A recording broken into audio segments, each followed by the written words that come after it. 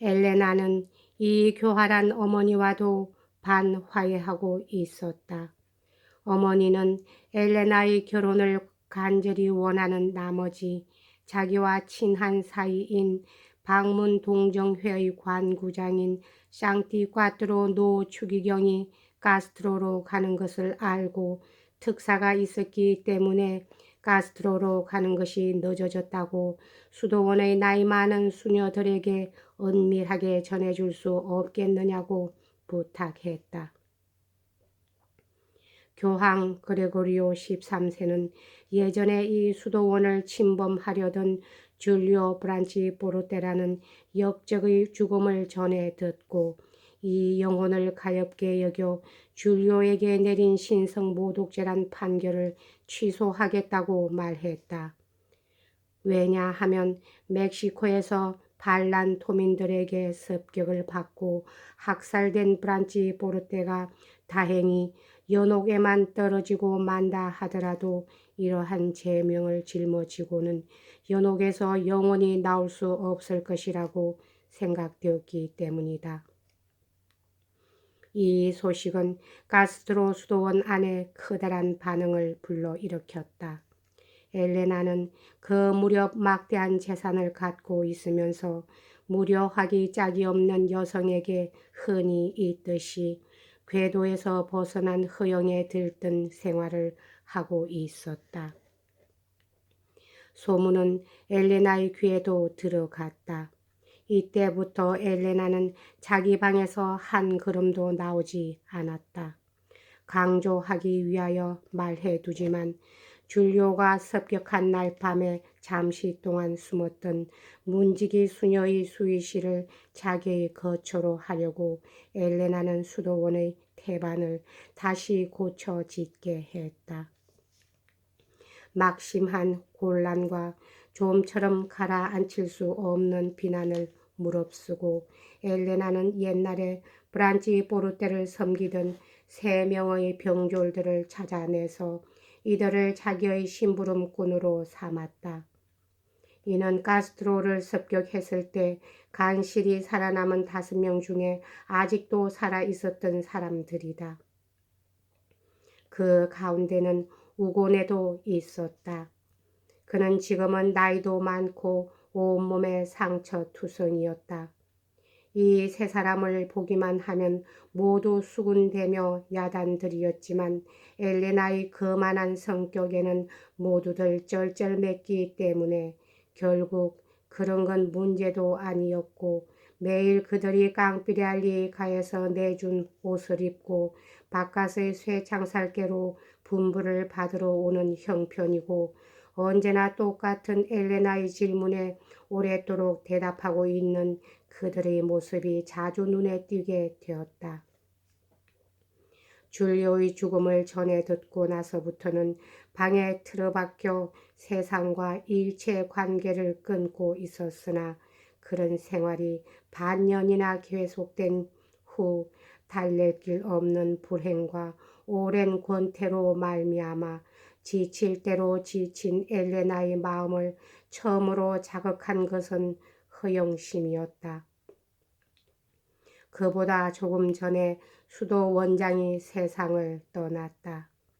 추기경 상티과트로는 92세의 노령이었는데도 불구하고 아직도 방문 동정회를 주관하고 있었기 때문에 관례에 따라 3명의 수녀의 이름을 연서한 명부를 작성했다. 교황은 그 가운데서 원장을 선출하게 되는데 특별히 중대한 이유가 없는 한 명부의 마지막 2사람의 이름을 읽는 법은 없고 보통은 그 2사람의 이름을 쭉 긋는 순으로 임명이 끝나게 된다. 어느 날 엘레나는 자기의 명령으로 새로 증축된 건물의 한편 끝이 되어 있는 옛날의 문지기 수녀의 수의실이었던 방의 창가에 앉아 있었다. 이 창문은 일찍이 줄리오의 피가 흘렀던 통로에서 겨우 2자가량의 높이였다. 통로로 지금은 화원의 일부가 되어 있다. 엘레나는 우두커니 땅바닥을 내려다보고 있었다. 추기경의 명부에 작고한 수도 원장의 후임 후보자로서 기재된 3명의 수녀의 이름은 몇 시간 전부터 알려져 있었는데 우연히 그 3명의 수녀가 엘레나가 있는 창 앞을 지나게 되었다. 엘레나는 그들을 보지 못했으므로 인사를 하지 못했다. 그런데 3사람 중의 한 사람이 이에 마음이 언짢아져서 들으란 듯이 2 동료에게 말했다. 기숙생인 주제에 제 방을 모든 사람의 눈에 띄는 장소로 정하다니 괘씸한 이야기예요. 이 말에 제정신으로 돌아온 엘레나가 눈을 들었을 때 3사람의 심술궂은 눈초리와 부딪혔다. 인사도 하지 않고 창문을 닫으면서 엘레나는 중얼거렸다. 그렇다면 좋다. 나는 지금까지 이 수도원에서 새끼 양처럼 얌전하게 지내왔지만 이제부터는 좀 이리가 되어 볼 테야. 좀 색다른 구경거리가 되어서 시의 호기심 많은 사람들을 기쁘게 해주는 결과가 될지 모르겠지만 그럼 어때? 그로부터 1시간 뒤 엘레나는 심부름꾼의 한 사람을 급히 파견하여 다음과 같은 편지를 어머니에게 보냈다. 엘레나의 어머니는 10년 동안 로마에서 살면서 크게 신망을 얻고 있었던 것이다. 어머님, 매년 저희 생일에 30만 프랑씩을 주십니다만 저는 그 돈을 여기서 어리석은 일로 써버리곤 합니다. 물론 나쁜 데다 쓰는 건 아니지만 그래도 어리석은 일임에는 틀림없습니다. 꽤 오래전부터 어머님께서 드러내놓고 그렇게 말씀하시지는 않으셨지만 저를 위한 생각으로 그렇게 해 주신 데 대해서 제가 감사히 생각하고 있다면 그것을 나타내는 것이 당연하다고 생각하실 것입니다. 저는 그렇게 할 수 있는 길이 2가지 있다고 알고 있습니다. 결혼만은 하고 싶지 않습니다만 이 수도원의 원장이라면 기꺼이 해보고 싶습니다. 이런 생각을 품게 된 것은 교황님께 드리는 추기경 상티과트로님의 명부에 쓰여진 3사람의 수녀가 저의 적이기 때문입니다. 그 중에서 누가 뽑히건 간에 저는 온갖 고초를 다 겪어야 할 판이에요. 저희 생일에 주실 선물을 적당하다고 생각하시는 분들에게 나눠주세요. 우선 원장 임명을 반년만 연기시켰으면 싶습니다. 그렇게 되면 저희 가장 친한 친구로서 현재 여기서 모든 일을 다 맡아보고 있는 수녀장이 얼마나 기뻐할지 모릅니다. 그것만으로도 제게는 행복이 될 수 있을 겁니다. 저는 제 자신의 일로 행복하다는 말은 좀처럼 쓰지 않습니다. 제 자신도 이런 생각은 좀 엉뚱한 것이라고는 생각합니다만 만약 성공할 가능성이 있다고 생각하신다면 저는 사흘 후에 수녀의 베일을 쓰기로 하겠습니다. 8년이나 수도원 생활을 하면서 한 번도 외박하지 않았으니까 반년 동안의 수련 기간은 면제받을 수 있을 겁니다. 여기서는 이것이 거절되는 일은 한 번도 없어요. 수속하는 데는 은화 40 스쿠디만 내면 됩니다. 존경하옵는 어머님, 이만. 이 편지를 본 깡피랄리 부인의 기쁨은 이루 말할 수 없었다. 마침 이 편지를 받았을 때 부인은 줄리오 브란치포르테가 죽었다는 소문을 딸에게 들려준 것을 매우 후회하고 있던 판이었다. 딸이 깊은 우울에 빠져 있었으므로 앞으로 어떻게 될 것인지 짐작도 가지 않았다. 무언가 무모한 짓이라고 저지르지 않을까. 브란치포르테가 멕시코에서 학살되었다고 말해 두었지만 거기까지 찾아가겠다고 하지나 않을까. 심지어 그런 걱정까지 하고 있었다. 그렇게 되면 딸이 마드리드 근처에서 리사라 대령의 본명을 듣게 될 우려성도 다분히 있다고 생각했다.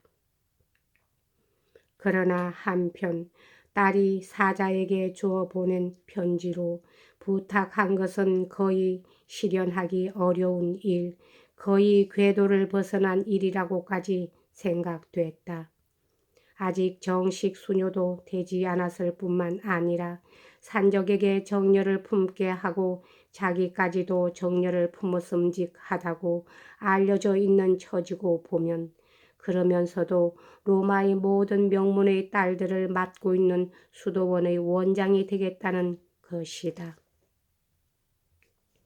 그러나 어떠한 재판에도 변호하러 그만둔다면 할 수 있는 것이고 따라서 성소하지 못할 것은 없지 않는가 하고 깡피레알리 부인은 생각했다. 그래서 빅토리아 카라파는 딸이 언제나 엉뚱한 일만을 끄집어내지만 반면에 곧 실정을 내곤 하기 때문에 회답에는 희망을 줄 만한 말을 적어 넣었다. 그날 밤 아내 깡피레알리 부인은 직접 간접을 막론하고 각 가스트로 수도원에 관한 모든 정보를 수집해 본 결과 절친한 사이에 있는 상티과트로 추기경이 몇 달 전부터 매우 불쾌한 기분으로 나를 보내고 있다는 사실을 알아냈다. 까닭은 다음과 같았다. 추기경은 자기의 조카딸을 돈 오타비오 콜로나에게로 시집을 보낼 생각이었다. 이는 이 이야기에서 이미 말한 적이 있는 파브리초 공의 큰 아들이다. 그런데 공의 편에서는 둘째 아들 돈 로렌쇼를 장가들이겠다고 회답을 해온 것이다. 그 이유는 나폴리 국왕과 교황이 드디어 화해하고 파졸라 산적에게 도전해왔기 때문에 공의 재정이 몹시 궁핍했고 이것을 바로잡아 세우려면 큰 아들에게는 60만 피아스트라 지참금으로 가지고 콜로나가에 들어올 만한 며느리가 와주지 않으면 곤란했기 때문이라는 것이었다. 그런데 추기경 쌍띠과드로로 말하자면 이 조카딸 이외의 다른 친척에게 한 푼도 남겨두지 않는다는 어리석은 짓까지 하더라도 겨우 38만 내지 40만 스쿠디의 재산밖에는 낼 수가 없는 형편이었다. 빅토리아 카라파는 그날 밤이 이석하도록 노 쌍띠과드로의 여러 친구들에게 물어서 그들에게서 이러한 사실을 확인했다. 그리고는 그 이튿날 부랴부랴 아침 7시에 노 추기경을 찾아갔다. 여기까지 하겠습니다.